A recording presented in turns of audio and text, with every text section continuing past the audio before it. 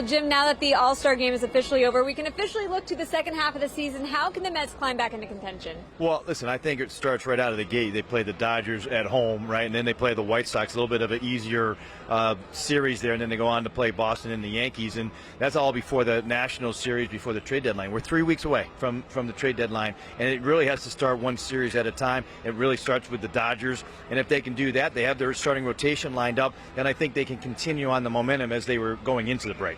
Who do you think needs to be the catalyst in the second half? I think there's two. There's got to be the rotation, which has been bad, as we know. And then I think it's Marte and McNeil. Those two guys really did not have the first half that they and the Mets were expecting. So I think it's on the offensive side, those two guys, and it better be the rotation.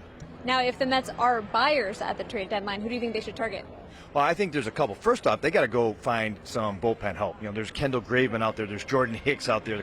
Hicks, of course, with the Cardinals. Graveman with the White Sox. Those two teams are going to be sellers. You know, the Rockies have Daniel Bard and maybe Brent Suter. Maybe David Peterson they could dangle to see if there's some interest there, you know, for a couple of relievers. They could use one, maybe two. I would start there. And then they can see if there's another offensive piece. Maybe a Cody Bellinger might fit there as well. I want to take a look at the Yankees now and Gerrit Cole. Do you think that he's going to be able to replicate the first half of his season in the second half? Well, the Yankees need him to. And I think this is one of those seasons for him, you know, as he had a little bit of a down year last year. He's still top 10, I thought, in a lot of categories. But this is his year, I think. If you look at what he did in the first half, I think he's going to continue to do that. And the Yankees need him to. Listen, their rotation has had enough question marks there with Severino, obviously, and Rodon coming back. So I do think that Cole can do it. But if he doesn't, the Yankees are going to have a hard time getting to the postseason.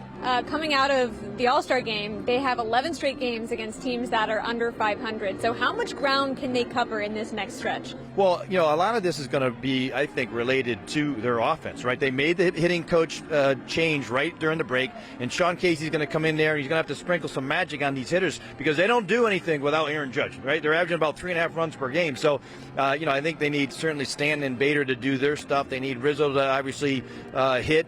And, you know, if they can do that, I think they have enough pitching to get them through this early, easier part of the schedule. So I think it's really going to depend on the offense of it for the Yankees. Really does seem like it's do or die for both New York baseball teams. Jim, thank you so much. All right, thanks, Michelle.